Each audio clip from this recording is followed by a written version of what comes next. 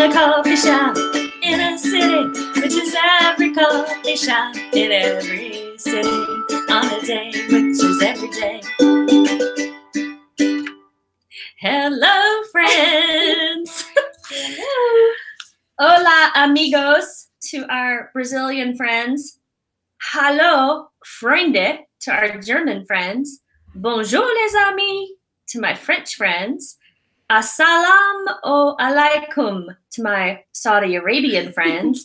And Hej kompis, to our Swedish friends. I had to learn a lot of languages this week because we have got listeners from Brazil, Germany, France, Saudi Arabia, Sweden, the UK, all kinds of places in the US. We're super excited about that. Yay. Yay. Yay. Welcome to the 8th podcast, 8th episode of Barista Unfiltered. It's a podcast dedicated to the life and times of baristas. They tell us what's brewing in their lives and work in this free-flowing and unfiltered podcast. I'm Jodie Lee. And I'm Austin Miller.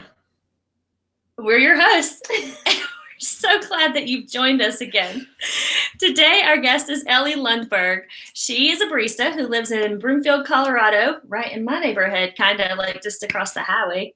She's going to tell us about her work with coffee and hair. We're not talking about hair in your coffee. These are separate gigs, separate spaces. Coffee and hair, not hair and coffee, because that's gross. No. And Ellie is not gross. She's delightful. And she has great hair. That's just the beginning. This is one of those episodes, folks, that you're really going to want to check out on YouTube so you can see Ellie's gorgeous hair. Before we get into her interview, I want to introduce Austin's new friend. It's a fuzzy, yellow, wind-up baby chick. I must stop talking here for just a second so he can talk and you can see it. This is my new co-host. Sorry, Jodie. I'm being kicked out. If you tuned into the YouTube version of our episode 7, you may have noticed this little chick's first appearance in the show. The whole thing has cracked us up so much, we decided the chick's going to be making appearances in every show now. So you'll see it entering the screen occasionally, and I can't promise we're not going to giggle, so it's happening right now. If you're listening to the podcast and not watching, occasionally you're going to want to watch just to see this. This little fuzzball is going to need a name, so we're looking at you, listeners. Send us your ideas on that front. You know to find us at info@baristaunfiltered.com. There's going to be a prize for the winning entry. Ooh. All right, for now. A good prize, too. A good prize. It won't suck. We promise. We're not giving away sucky prizes. We're not like that. No stickers or, No stickers. It'll be something meaningful. Yeah, bookmarks. Okay, let's get busy meeting Ellie. How you doing this morning? Good. Thanks for having me. Thank you. Have you ever been on a podcast before? No, I have never even really listened to a podcast. I know. I'm like some kind of pariah. I've never listened to one. This is your big day. I know. I'm listening to one and I'm in one at the same time. I don't think there's a better way to start with podcasting. She's probably gonna have her own podcast by tomorrow. Yeah. I mean, start poaching all of your interviews. I know you got your own when you got clients and you're doing hair. You've got your own crazy stories to tell. That'd be a great podcast, actually. Oh. Do you find that you think of podcasts like all day long that you think people should start? Me too. Okay. First thing we got to know, what kind of coffee you having this morning? Tell us. Okay, this morning at my house, I had a V60 dripper that I put in my Otis coffee mug of our hand-built house blend from the coffee shop Otis that I work at, which was formerly Proper. And it's a Guatemalan Brazil blend. And then I got to Jodie's house and she had the same coffee beans in a mocha pot. So then I sampled some of her mocha. Oh, wow. pot. Yeah, so mine is cold. Mine is hot. Hers is hot. Cold. Hot. Cold, hot. Cold, hot. Austin, what you drinking? Mine is the Spike's House Blend. I had a Cortado, and then I got this gigantic cup that was supposed to last me through the whole podcast. So we'll see if it's still. How many ounces is in there? This is like a 20 ounce. It's pretty big. So that's a lot of coffee. Yeah. So we'll just go ahead and say this right now. Otis is the new thing. So many of you know the proper baristas that we've been meeting over the podcast episodes. We have Jake the Roaster. We met Monica. Is that all? I feel like we've interviewed a lot of them. Maybe we haven't. You interview every barista every day that you come in, maybe. Yeah, that's true. I do talk to them every day. Anyway, we're going to talk a little bit about this in the podcast today, that Proper has switched over to Otis, and this is their new labeling. And these are Jake's beans. What used to be the melisma bean is now the hand-built house blend. And we're going to get into some of that today just because we're going to be talking to Ellie. So let's talk about how you got started in the coffee industry. Tell us about your first barista job, where it was located. Tell us about the coffee shop, your coworkers, the community. Tell us. Okay. So the first coffee shop job I had was in Nebraska, where I lived. When I was 17, I was going through beauty school, and I needed money. So I started working at the one, like, kind of fancy. It was like a coffee shop brunch spot by day, and then it was like a fine dining restaurant at night. So, but they were like the only place that had good espresso, and so I started working there. It was like a really small town. Yeah, it was, I don't know. It was probably like kind of uppity for like the community it was in, but it was really fun to work at. And I would work in the mornings, and then I would host at night when I was off beauty school. What was it called? It was called the Emporium, and I just learned this week that they are shutting it down and that it's no longer going to be there. So what happened? I don't know. I don't know. I don't live there anymore, but I think that it was. I don't know what the heck. I don't know. How long were you there? I was there. I worked there twice, and I was there when I was 17 for maybe a year or two, and then I went back to work there when I was maybe 18. No, like 20 or something. I don't know. I was back and forth in there all the time, and it was a small town. We all hung out and knew each other. And my coworkers, it was a family-owned restaurant, so I worked with, the mother, the matriarch was the owner, which she was very much involved in like operating it, and then had a really great chef there that was fun to work with. And like my friend from junior high and high school, her dad was a waiter there. Like it was all very like interconnected. Everybody kind of knew everybody, which was fun. But yeah, and I actually met my boyfriend, who I've been with for like 5 years now. His stepmom worked there, and that's how I met her, and then I met her boys and her kids, and then that's how I was introduced to Richard. So that's still cool. Really connected to that whole experience. Yeah, kind of, yeah, which is neat. But yeah, I don't know I guess the community was just small, and kind of. For the geography nerds out there, what town was it? So that was in Scottsbluff, Nebraska. So it was like everybody knows Lincoln and Omaha, and that's on the eastern side of the state. And Scottsbluff was about 30 miles. It was like basically Wyoming. It was like 30 miles from the Wyoming border. Wow. So, yeah. Yeah. So it was a smaller little community. And is that where you grew up? So I moved there when I was like 11 or 12 and lived there till I was 21 or 22 before I moved here. But before that, I lived in Southwest Colorado, mostly like in between Durango and Cortez in the Mancos Valley, and then in Grand Junction for a while. And I was born in Wisconsin. All my dad's family is still in Wisconsin. So we kind of moved around a little before I landed in Nebraska.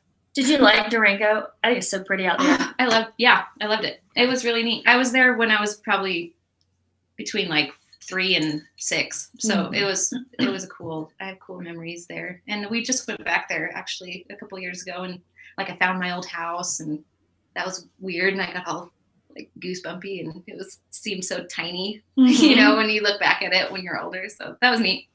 But yeah, it's a cool area. Have you been out that way, Austin? I know you traveled west in Colorado. I mean, yeah. Did I? I'm not sure if I went through Durango. I was in like some weird places, like near Gunnison. Is that near like Crested Butte, Gunnison? Oh yeah. And then Yeah, that. I went through. I mean, I've driven all through a lot of that, so I probably have gone past there. I went to. I think I did go through Durango. Now that I think about it, I don't know. But and then I went to these like weird hippie clothing optional hot springs out in the middle of there that Jodie actually told us about. Was and it that was Strawberry Park? No, it's called. I mean, this is what's funny. The name of it is Valley View. I never thought about that. I can't remember names of anything, but clothing optional. Hot Springs, Valley View. I can't. That's pretty cool. I never really like made that connection until you said it. Yeah. That in that area is the subject of like a really popular podcast that's going on right now called Up and Vanished.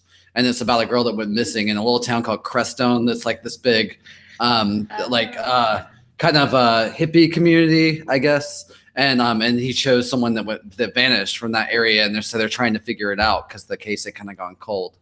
So that was kind of cool because I'm listening to this podcast. I'm like, I know that area. I've actually been there. Oh, that's neat. And did you know Crestone is on the map also for being one of the places that most people report UFO sightings? I believe it. It's true. And if you're out there at night, like you can really see how people would think they're seeing UFOs because it is this big, vast expanse when you're on one side of the valley and looking across it. And there are cars, the lights of the cars moving, but they do move. They're just far. They're so far. And you really, if you sit there for very long, you're like, oh, I totally get why people think these are UFOs. Yeah. But that's funny. Anyway, that place it just gives and gives in its weirdness. If you haven't been to Crestone, you're never going to see it on the top 10 things to do in Colorado, but it really gives and gives. It's near Alamosa. And there are lots of valleys to look at. Yeah, peaks and valleys, and you might get abducted by aliens. A person or aliens. It's a great place. Okay, anyway, we're already off the rails. Let's see. So now you're working at Proper, which is now Otis.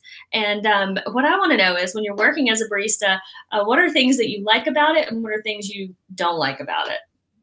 I like drinking coffee all day long. And I like being on the espresso bar and making the drinks and trying to get some semblance of like a recognizable image into the latte art. I'm still working on it.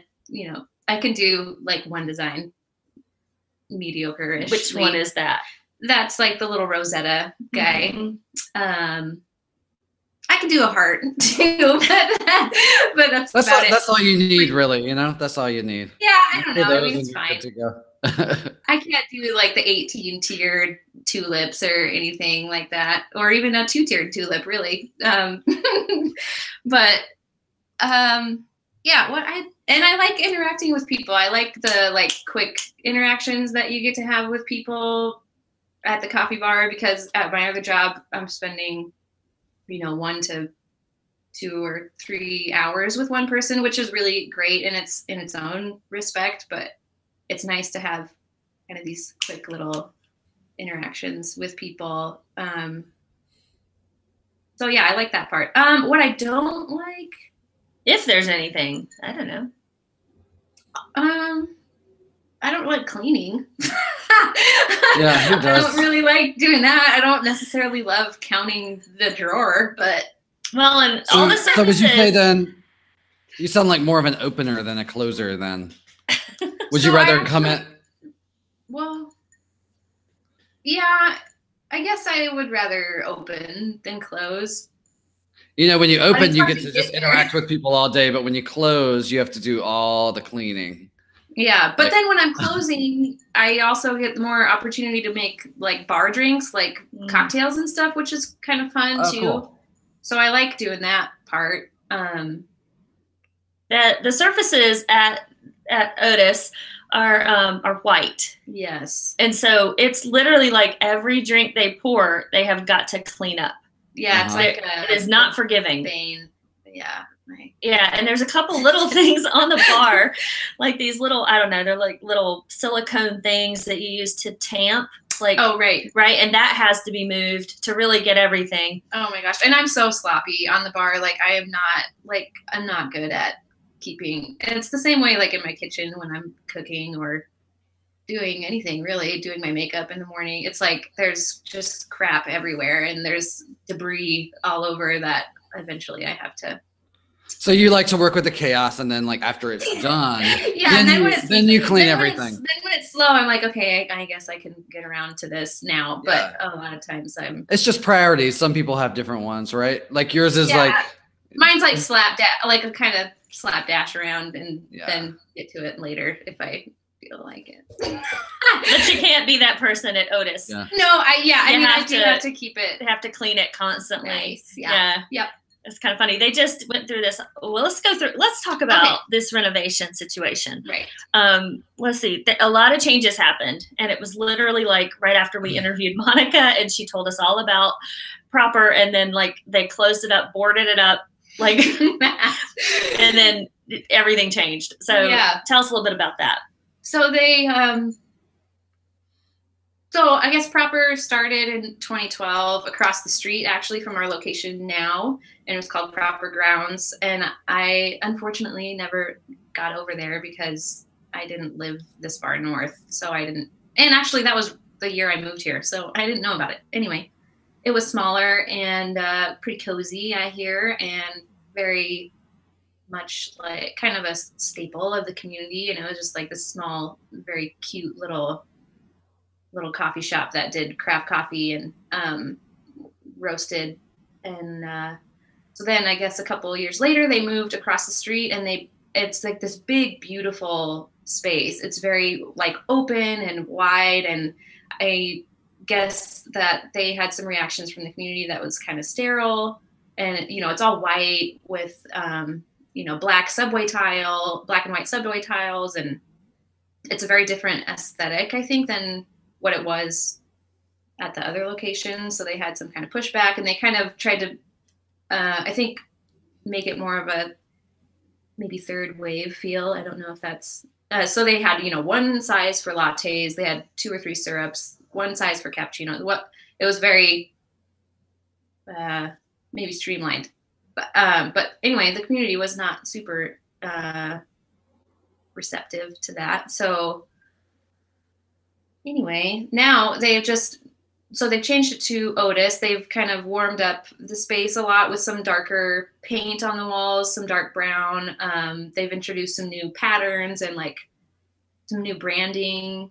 And they've changed it to the name Otis because one of the co-owners' grandpas was named Otis, and they wanted to kind of pay homage to him, I think, and kind of harken back to maybe a generation or two ago when things were handmade and quality over everything else. And yeah, so just kind of a facelift. It's not like a hugely different, wouldn't say it's hugely different than what the feel was of the original shop. And I think they just wanted to kind of reintroduce that into the community.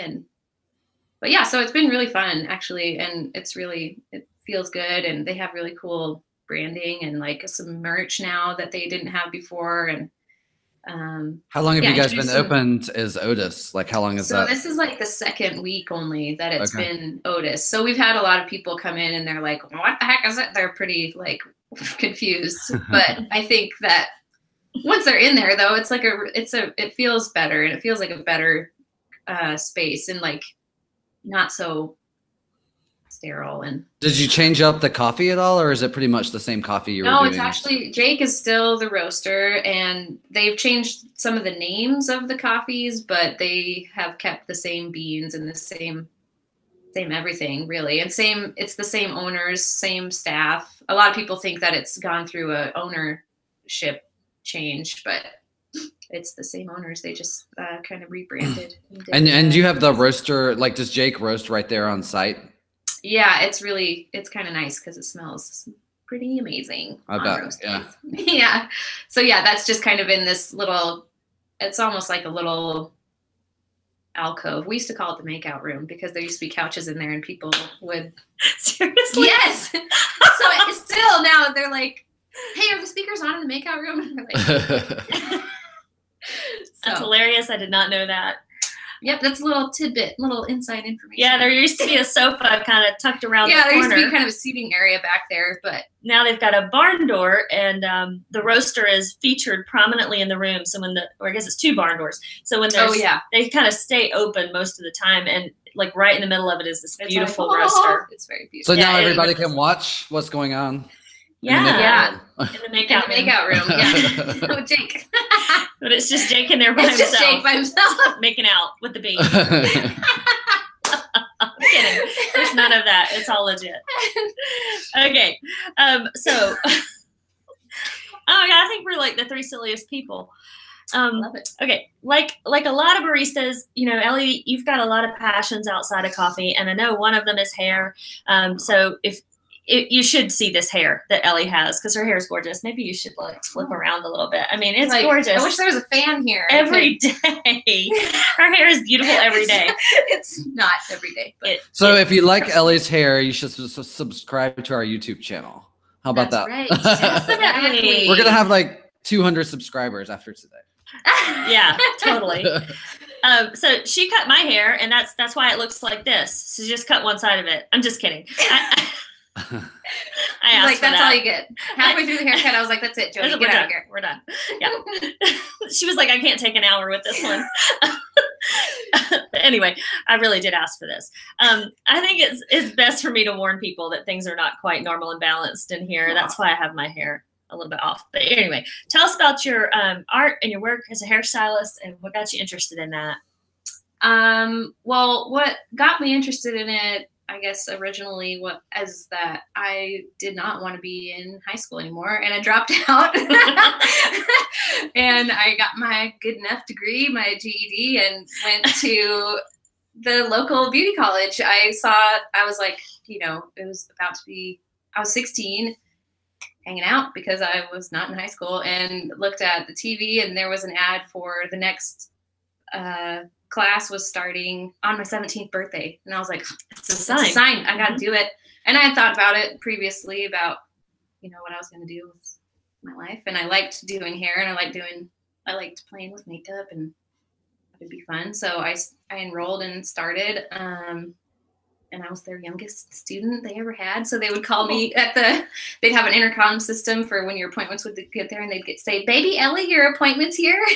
Because there was another Ellie there, and she was the taller, older.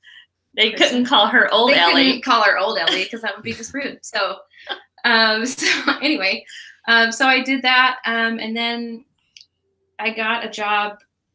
Originally I got a job at a salon that one of my classmates had just opened with her mother, and it was like chaotic and terrible, and it was not cool. And I also was on commission with no clientele, so I would sit there for like 8 hours a day and make maybe $10. So that was fun. Anyway, later I started working at Regis, the Regis company, and pretty much any salon that you see in a mall is probably a Regis owned salon. It's under the Regis umbrella. So cost cutters, some of those, and then there's kind of like 2 tiers. So there's kind of a lower division, i.e. cost cutters, and the great clips. Yeah. Things that are kind of fast service, trying to get as many people in and out as they can. And then they had this top tier, whatever, I forgot what they call it.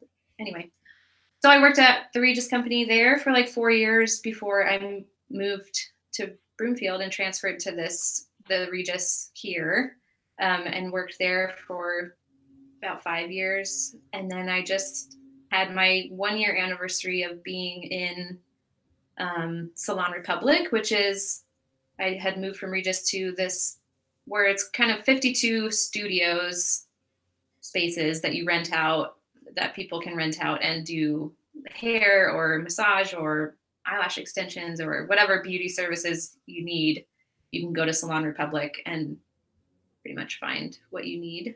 Do people walk in? Like, I mean, there's not a whole lot of walk-in traffic, and it's really difficult for there to be walk-ins because there's 52 studios, and the person at the front desk, the property manager, is not actually a receptionist. She and doesn't have access to everybody's schedule. So she kind of will hand you like a pamphlet that's like, here's all the people that are here. You can contact whoever you want and schedule through the person that owns Individual. Yeah. So it's by appointment only. It's mostly appointment only. And I was lucky to have a pretty decent clientele to bring over there. And it's across the street from the mall that I worked at, or at the Regis. So it was not a very far leap to bring people over to, I was really thankful for.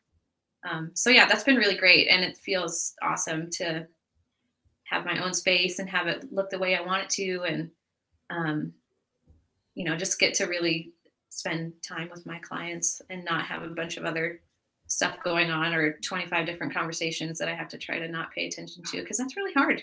It's hard not to eavesdrop and want to interject and whatever. So are you getting networking benefits of working with other people? So like if you have a massage therapist who knows somebody that needs hair, do they refer to you, and that's been good for your business? Yeah.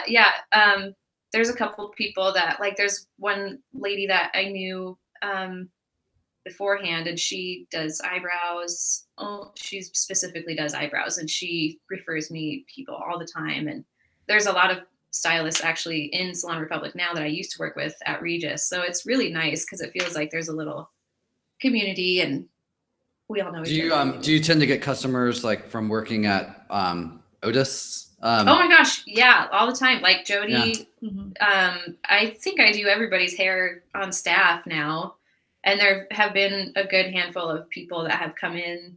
Yeah, I think like sometimes working in a coffee shop, like if you're trying to promote something in your life and, it's a mutually beneficial thing, sometimes it's like, you can work there. That kind of like puts you out in the community a little bit and helps you bring in new customers. I think there's a lot of people that do that in coffee. Yeah, I think so too. And it's been really nice. And I don't lead with that. I don't say, hey, I do hair. What do you want to drink today? But I just want a cappuccino. No, girl, you need those eyebrows done. You should have bangs. You need cut some bangs. Yeah. Or it's not too hard to work that in. I feel like it's usually pretty easy, right? Like, usually I don't talk about it too much unless somebody says something like, oh my gosh, I like your hair. And then I'll say, here's my card. Come see me. Let me do yours. Yeah. So that's been great. So your business card, speaking of it, says you're a master cosmetologist, which just sounds like a rock star label to me. Yeah, right. What are all the things a cosmetologist can do for us? So a cosmetologist is trained in hair, skin, and nails. So I could do manicures and facials. I do waxing. I do facial waxing at my studio.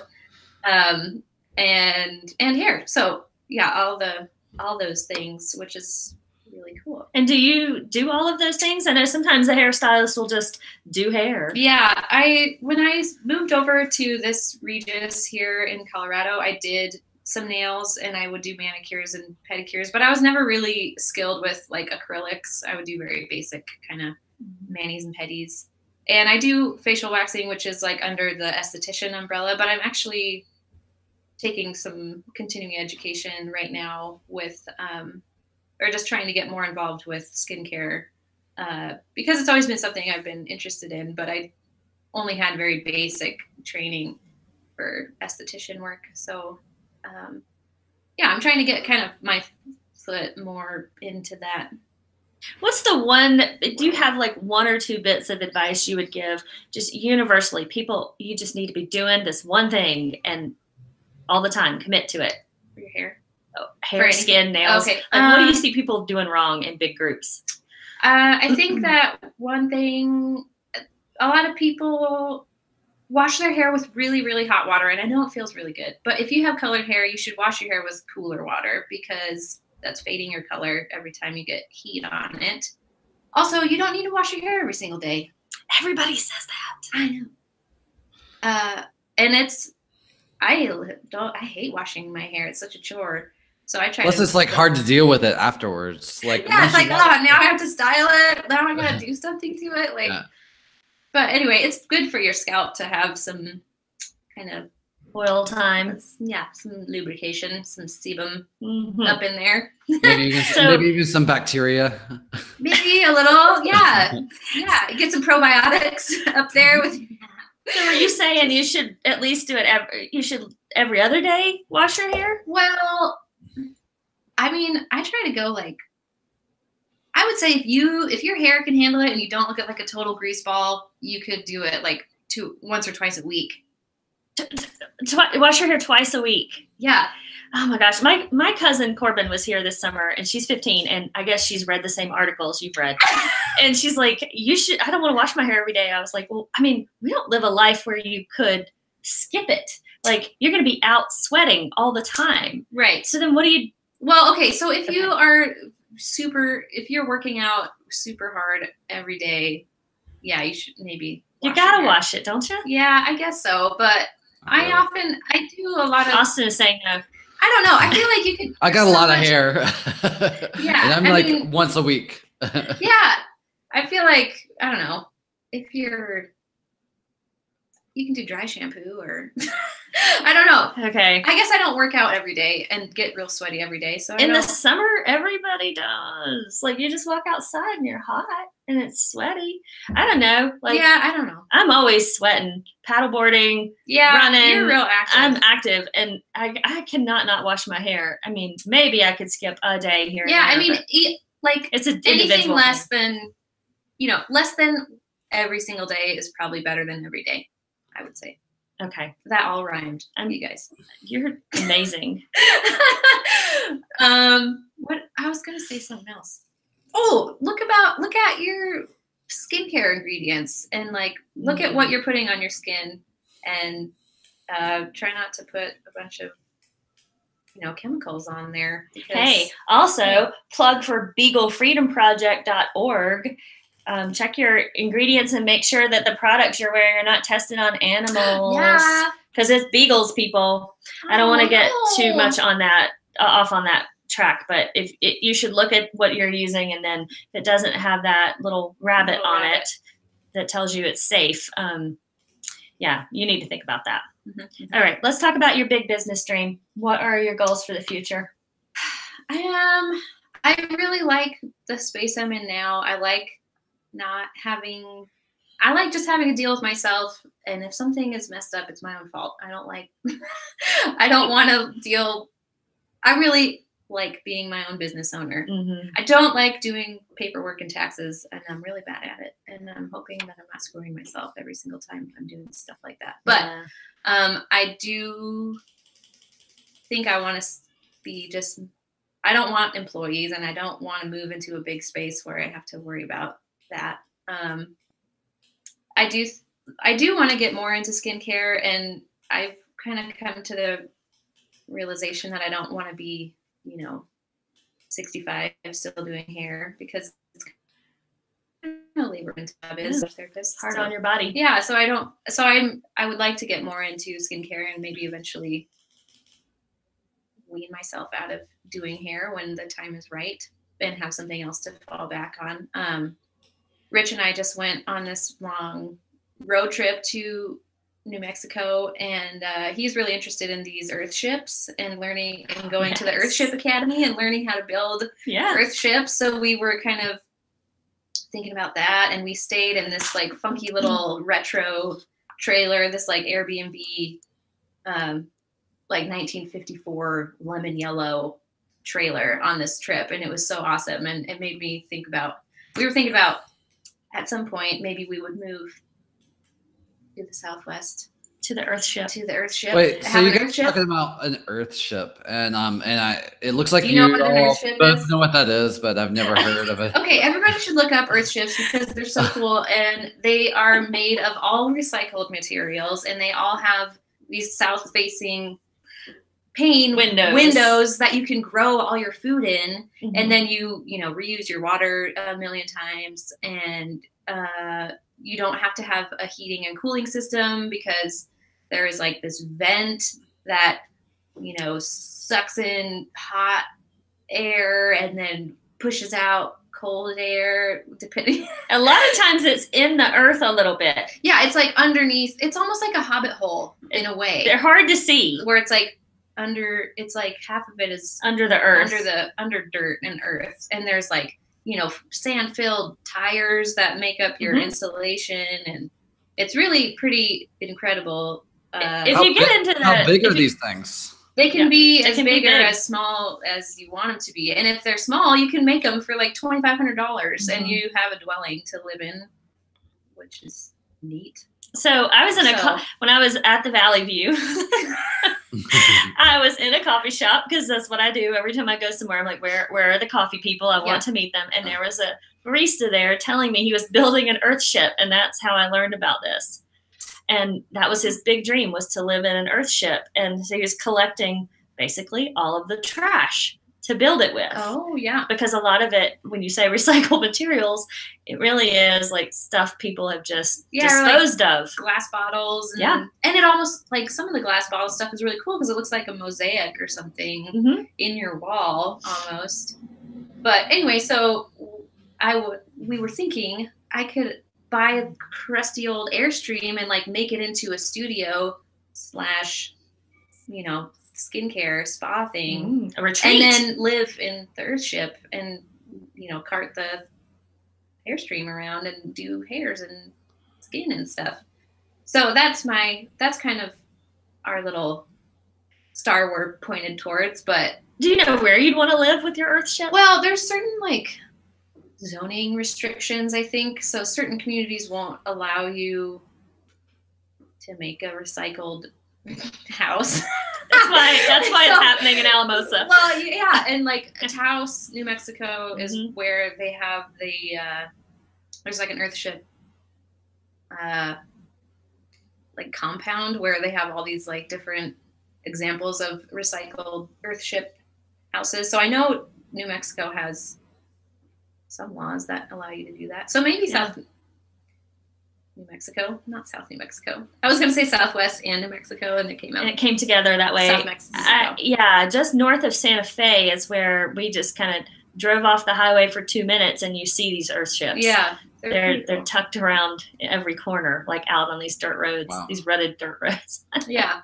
So that's like probably far in the future, but that is something that I'm interested in. Well, as a hairstylist, you must, like I do, bear witness to people's life stories, all their exciting news and the setbacks. How do you react when you get that kind of input from people, and does it ever affect you deeply? I get to build really interesting relationships with my clients, I think, and there are some people that are pretty closed off, and that's fine, and I like to, you know, talk to them also. But I love being able to make a deep connection with my clients, and I think that's important. Like anywhere you can get that, I think that is good. So, but yeah, sometimes sometimes people come in almost distraught and they really need somebody to talk to, and they probably need somebody to talk to more than they need a haircut. And that's fine. I'm happy to do that too. But yeah, I think it's great to have those kinds of connections. Do they prepare you for that when you're training? No. Oh, when you're training? No, not really. I think that there's definitely some people that don't want that. And I think that I have a kind of an open presence. Something, I don't know. Yeah. And people feel comfortable around me, which is really great. And but there are definitely some people that don't want that kind of connection, and they keep it very strict to hair, and this is what you should be doing for your routine, and you know that. And some people like to, like when they're getting their haircut, they like to take a nap, right? Do you ever get this? Yeah. I have. Well, we used to have. I don't have it now because I'm very high tech now. But I used to have, you know, a dryer that you'd sit somebody under when they had color in their hair, or it was actually a steamer. It would get real steamy in there and keep your color all wet and processing. But I would have so many people like fall asleep. They'd fall asleep in the steamer like this, like with their head rested against yeah. Or sometimes when I'm foiling somebody, they'll start like, I'll have them like rocking their head back and forth because they can't keep their eyes open. I've definitely nodded off when I was getting a haircut before. Yeah. So, yeah. And even little kids I've had like nodding off when they're starting to fall asleep, which is funny. Well, it kind of tickles on your scalp and then you start getting it feels kind of good. I think it feels good anytime somebody has their fingers in your hair. So I think it's pretty relaxing. Now, do you ever have people who get grossed out or react strongly when you bend their ears? No, I mean, why do you do that? Well, when I was a kid, I hated it when they would bend my ear down. It just like grossed me out for some reason. But I think I'm over that now. When you're cutting around it. Yeah, and you bend it down. Yeah, I mean, I don't think people get grossed out typically, but I think some people get pretty nervous. That's just you. Yeah. I think people get scared that they're gonna get cut by when you cut around their ears sometimes, but I don't know. I'm careful. Oh my God, you're not right. Okay. Well, I mean, you work a lot. So when you finally are ready to kind of relax and let go, what kind of things do you do that make you feel calm and peaceful? I do yoga.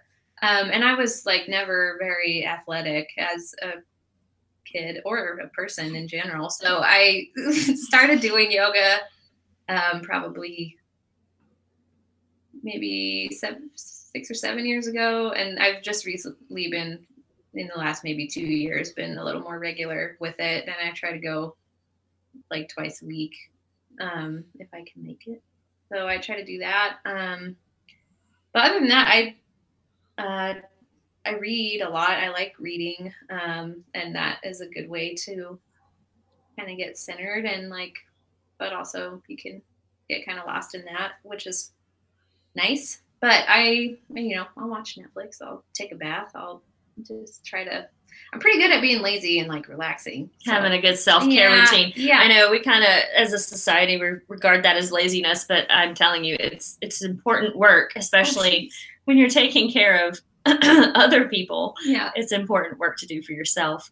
Yeah, definitely. Yeah. So. And you've also kind of shared with me just briefly that mental illness has had an effect on you personally. Do you want to share some specifics about that?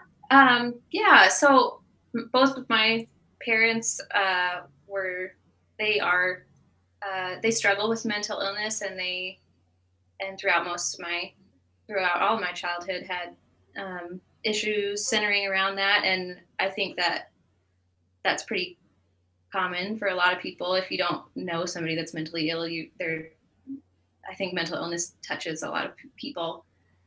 But yeah, my dad is very severely bipolar, and my parents were divorced by the time I was 2, so I would see him a couple of times a year. He's actually right now in prison in Oshkosh, Wisconsin, and I feel like that there are a lot of inmates. There are inmates that are dealing with mental illness and struggling with that, and that mental illness leads into a lot of other struggles and issues, and addiction. Definitely, in my experience, that addiction almost always stems from some, mental. And that goes back to the self-care thing, where there's not really a premium on self-care and rest in our society. So then, self-care also includes going in and taking care of it if you're having mental health issues, and so then people self-medicate, which leads to a lot of addiction, which leads to other things. Right. So yeah, it's a pretty bad cycle.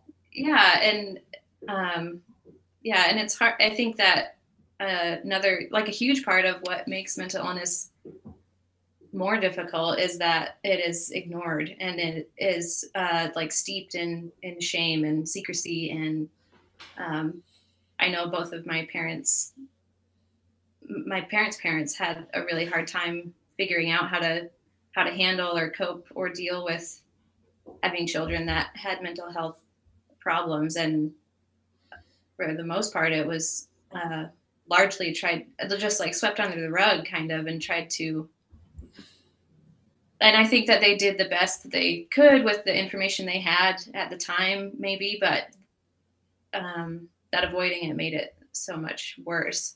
And yeah, my mom actually she's diagnosed also with bipolar disorder, and is like has clinical depression and borderline personality disorder as well. So I think that just made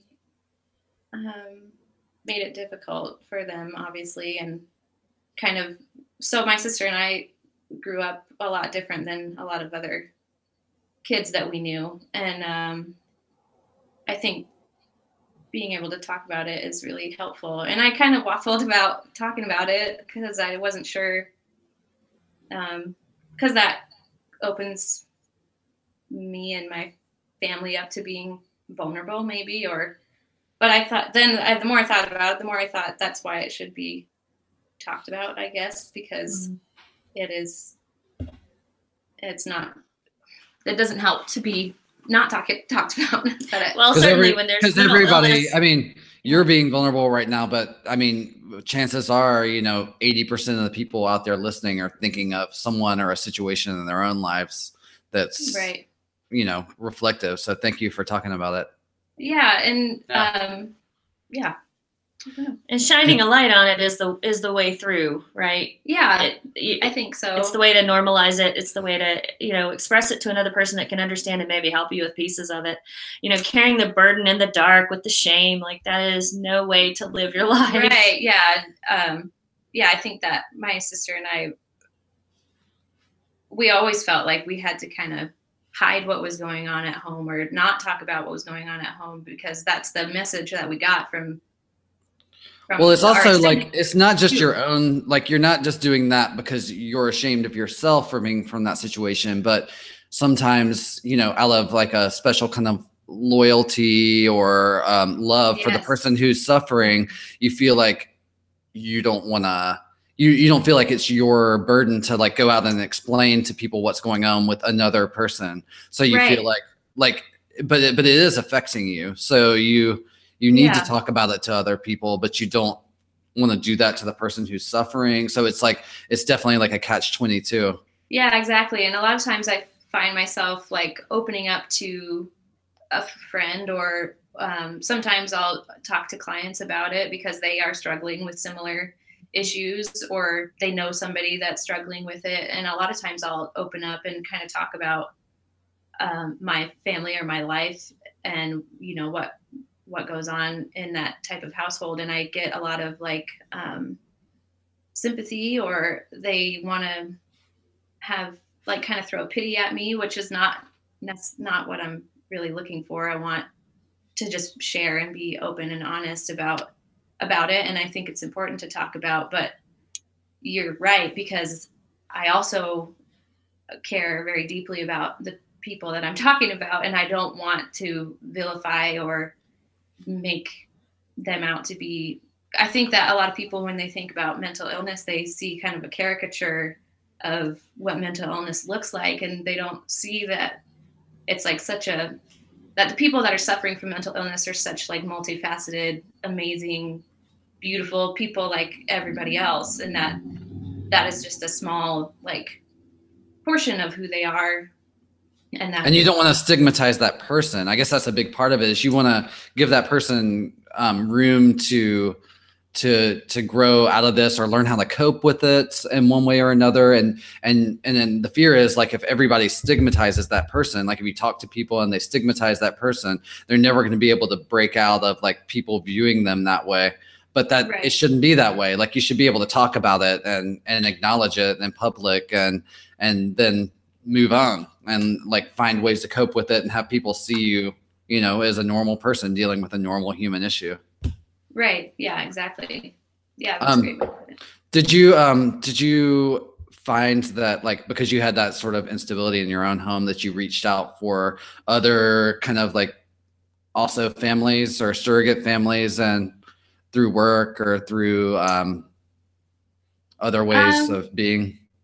I think when I was younger and dealing with it, I had one really great friend that kind of had some similar stuff going on in her home life and with her mother in particular, and that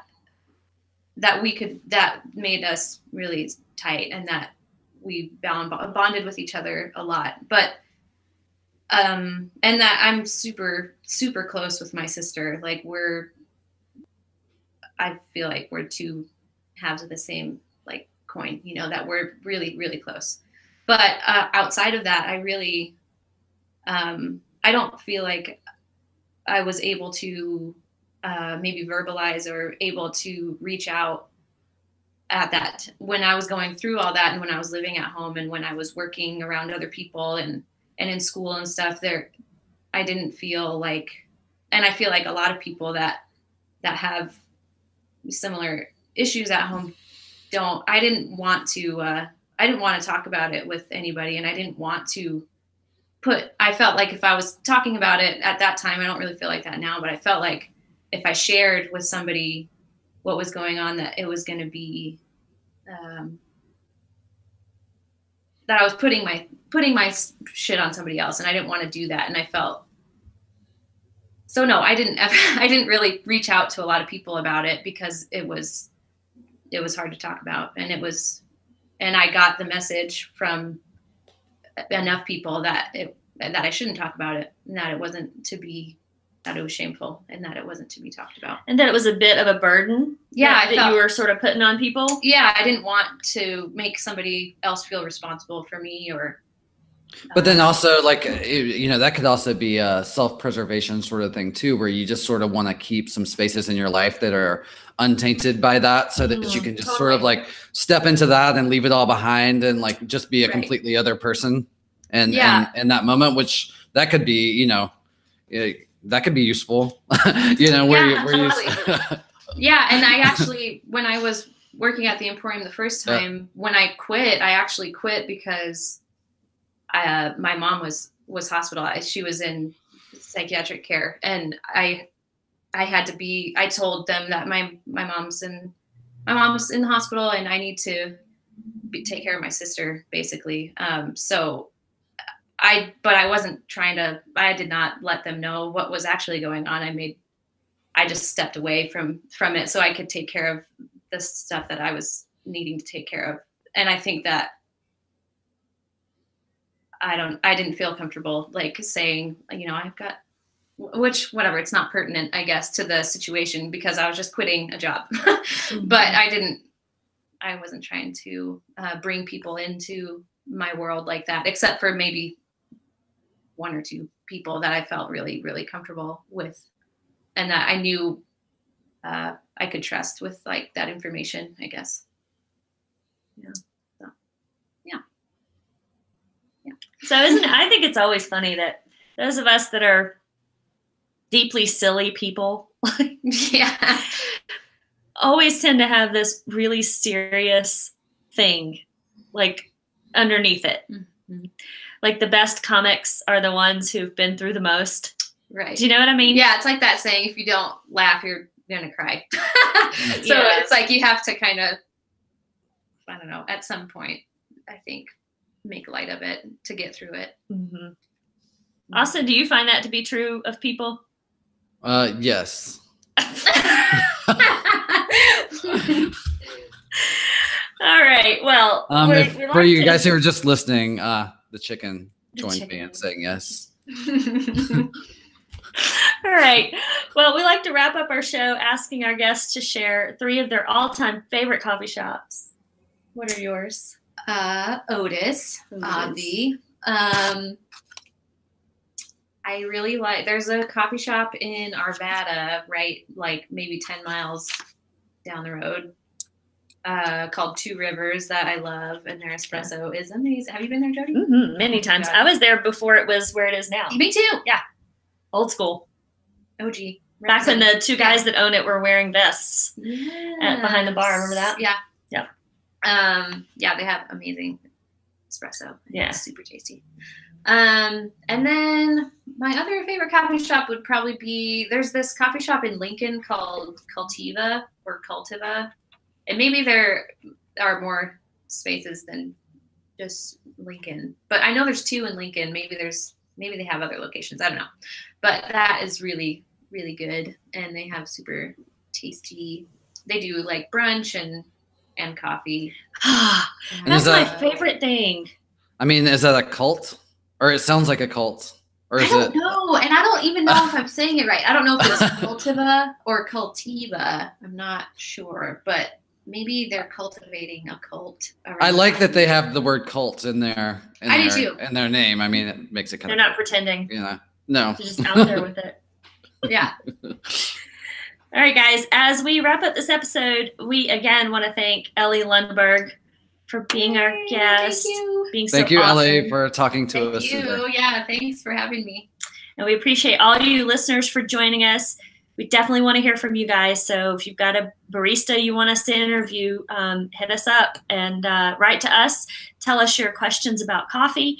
Tell us if you've already thought of a clever name for Austin's fuzzy little wind-up chickie. This guy right here.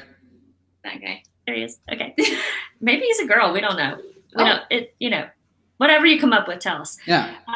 Our email address is info@baristaunfiltered.com. You can find us on Facebook, Twitter, Instagram, YouTube.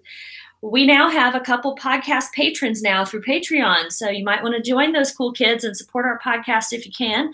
Patreon.com/baristaunfiltered. You can donate in any amount or on any schedule that works for your budget.